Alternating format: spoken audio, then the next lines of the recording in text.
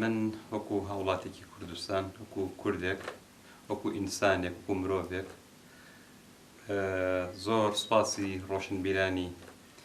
گەلی مسرەکەم و مای شانازیە کە هاوڵاتیەک لە مسرەوە کۆمەڵێک ڕۆشنبیر لە مسرەوە هەست بۆ بەرپرسیارەتیەکەن وەک بێگومان خەباتی ئەوان تێکۆشانی ئەوان هەوڵەکانی ئەوان لە پێناو ڕزگارکردنی مرۆڤێکایە کە سەرجەم خەباتی بۆ خزمەتکردنە بە مرۆڤایەتی بۆ پێکەوە ژیانی نێوان گەلان بۆ ئاشتی و بۆ دیموکراسی بۆ ڕوبەڕووبوونەوەی ستەم بۆ مافی ژنان بۆ پاراستنی ژینگە کە هەموو ئەمانە ئەو بەها گرنگانن کە ئەتوانن ئەم ئەستێرەیە بپارێزن کە ئێمە لەسەری ئەژین و بە تەئکید چارەسەری کێشەی کۆی گەلان لە تێزەکانی بەڕێز عەبدوڵڵا ئۆچەلانایە وەکو کوردێک وەکو ئینسانێک دیسان سوپاسیانەکەم.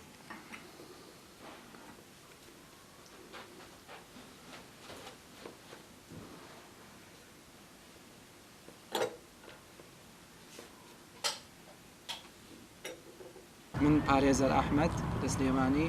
ئێستاش لە وڵاتی میسر هەڵمەتێکی بەرفراوان هەیە بۆ ئازادکردنی ڕێبەر ئاپۆ لەبەر ئەوە ڕێبەر ئاپۆ ئایدیۆلۆجیەکی هەیە کە کاریگەری هەیە لەسەر هەموو وڵاتان بە تایبەتی لە وڵاتی مەسر لەبەر ئەوە فکرێکی لەسەر ئەساسی پێکەوە ژیان جیاوازە لە بیر و باوەڕێکی تر کە پارتە قەومیەکانی هەیەی لەبەر ئەوە پارتە قەومیەکان لەسەر بیر و باوەڕی قەومی لەسەر بڵاوکردنەوەی ڕق لە نێوان خەڵک و بڵاوکردنەوەی ڕەگەزپەرستی و هەروەها لەسەر ئەساسی پشتبەستن لەسەر وڵاتە زلهێزەکان لەبەر ئەوەش ئێستا سەلمێنراوە بۆ جیهان کە فکری ڕێبەر ئاپۆ فکرێکی ئینسانی بۆ مافی مرۆڤ بۆ پێکەوە ژیان بۆ مافی ژنان و یەکسانی بۆیە ئێستاش لە وڵاتی مەسر ئەو هەڵمەتەش هەیە هەڵمەتش هەیەش لە ئەوڕۆپاش هەیە و لە کوردستانش هەیە بۆیە پێویستە ئێمەش هەموومان بڵێن کە ئازادی بۆ ڕێبەر ئاپۆ لە ڕووی یاسایی و